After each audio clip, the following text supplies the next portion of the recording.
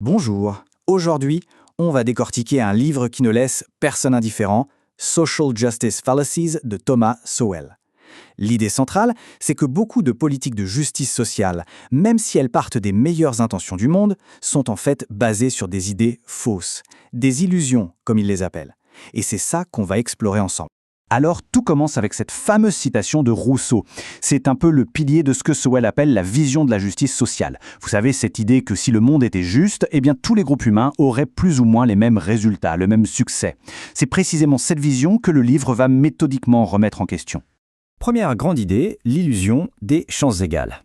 C'est cette croyance assez répandue que si on supprimait toutes les discriminations, tous les groupes sociaux réussiraient de la même manière, partout. Mais est-ce que c'est si simple que ça ?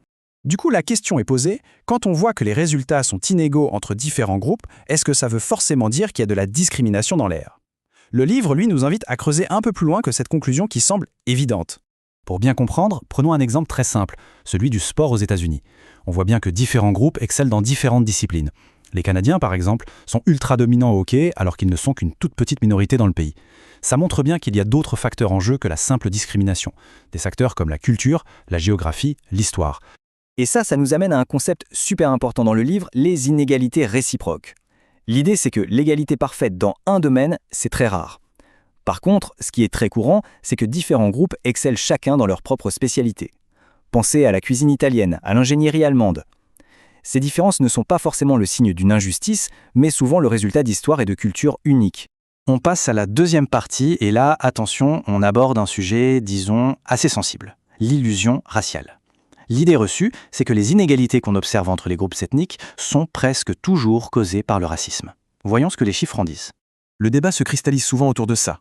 D'un côté, on a l'idée que toute différence statistique entre les groupes est la preuve irréfutable d'un racisme systémique.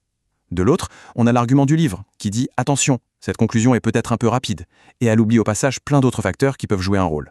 Alors là, regardez bien cette statistique parce qu'elle donne à réfléchir.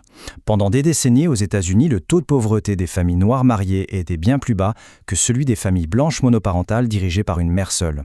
La question que pose le livre est simple. Si le racisme systémique était la seule et unique cause de la pauvreté, comment on explique ça ? Ça laisse penser que d'autres facteurs, comme la structure familiale par exemple, pourraient être tout aussi, voire plus, déterminants. Et ce n'est pas tout. Autre fait historique assez bluffant, en 1948, à une époque où le racisme était beaucoup plus ouvert et légal, le taux de chômage des jeunes hommes noirs et des jeunes hommes blancs était quasiment identique. Alors comment c'est possible ? L'explication avancée est purement économique. À cette époque, l'inflation avait tellement grimpé que le salaire minimum légal était devenu très bas, presque symbolique. Et alors, sans ce salaire plancher, un employeur raciste qui voulait refuser d'embaucher une personne compétente à cause de sa couleur de peau devait payer le prix.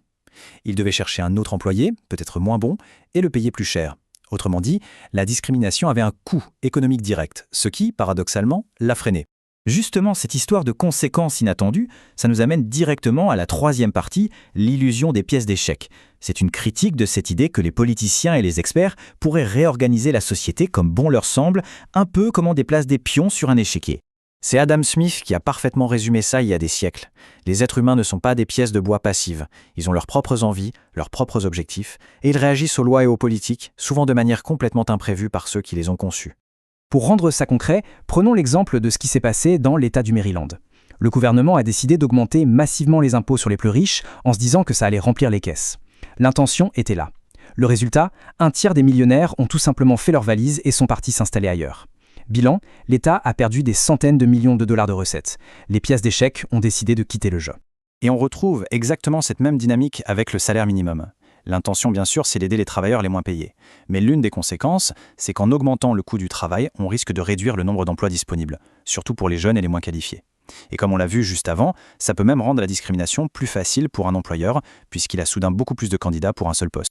Bon, tout ça nous amène au cœur du réacteur, au point central de toute cette réflexion. Finalement, la question est, sur quoi doit-on juger une politique ? Sur ses belles intentions, sur sa vision, ou sur ses résultats concrets ? En fait, on se retrouve face à un arbitrage, un choix fondamental. D'un côté, on peut chercher à tout prix à obtenir une représentation démographique parfaite dans tous les domaines. De l'autre, on peut décider de donner la priorité absolue à la compétence, au talent, pour accomplir une tâche critique, peu importe d'où vient la personne qui a ce talent. Et pour que ce soit limpide, l'auteur pose une question toute simple mais redoutable. Quand on prend l'avion, Est-ce qu'on préfère que le pilote ait été choisi pour correspondre à des quotas démographiques ou parce qu'il est, tout simplement, le meilleur pilote possible ? Quand notre sécurité est en jeu, la réponse semble évidente. L'argument du livre, c'est que cette logique devrait s'appliquer à plein d'autres domaines essentiels. Donc si on doit résumer, le message clé, c'est celui-ci. Les politiques publiques devraient être jugées avant tout sur leurs résultats réels, sur leurs conséquences dans la vraie vie, et non pas sur la beauté ou la noblesse de leurs intentions théoriques. Ce qui compte à la fin, c'est ce qui marche. Et tout cela nous laisse avec une question de fond, une question vertigineuse. Cette quête de l'égalité parfaite des résultats, est-ce qu'elle vaut le prix qu'on pourrait payer en termes de liberté individuelle et peut-être même de progrès collectif ? C'est une question ouverte et c'est sur cette interrogation qu'on va se quitter. Merci d'avoir suivi.